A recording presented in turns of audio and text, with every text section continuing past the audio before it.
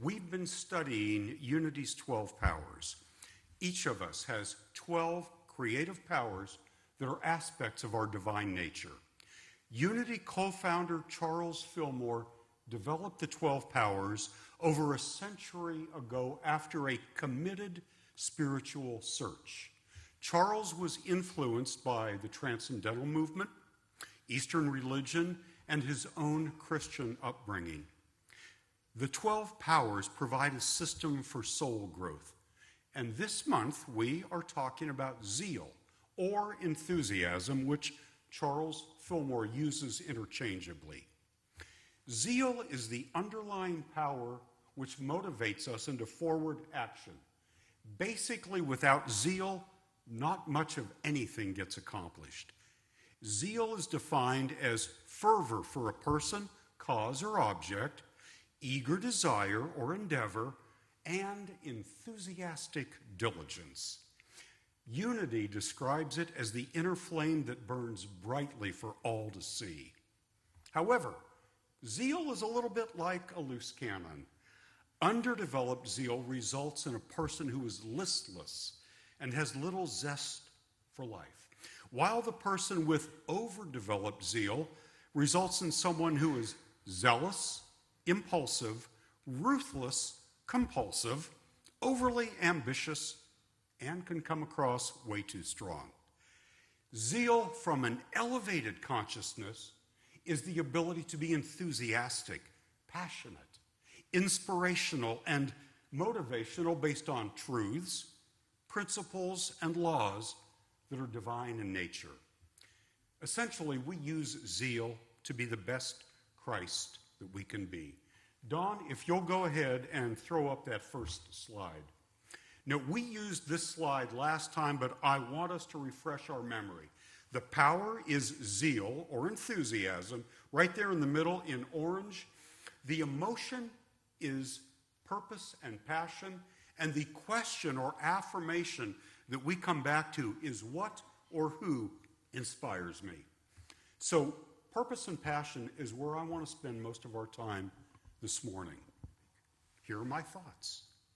Number one, zeal is an incredible gift we've been given.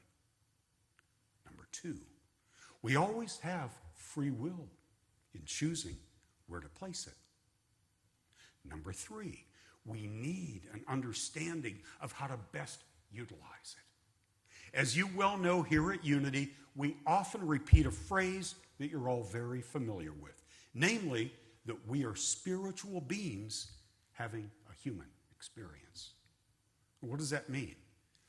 In my case, I had a spiritual awakening that brought me back home. I'll tell you that story another time. What I came to realize, though, is that we exist in two distinct planes: the spiritual plane and the earth plane. The earth plane is where we live. The spiritual plane is who we are. This we rent. This we own.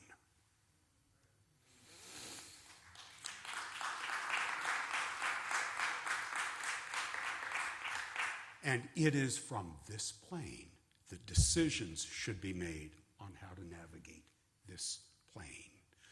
I saw the spiritual plane back at Unity of Flagstaff, but after I turned from it, what I felt as a result of it began to slowly fade from memory. The unenlightened side of purpose and passion is about serving self and allowing the ego to drive. It's about getting ahead using the earth plane definition of success. The enlightened side of purpose and passion is about serving the greater good, of living life through the lens of love, compassion, understanding. We have assignments to do on this earth plane. And hear me, we should bring zeal, enthusiasm, purpose, and passion into those assignments. But unless we get up here in the cockpit, alongside our higher self, our Christ consciousness, and take a look down at where to place that purpose and passion, it's probably not going to advance our deeper self or that of humanity. Worldly passion can bring us a level of happiness and success, but true fulfillment comes when our passions turn inward.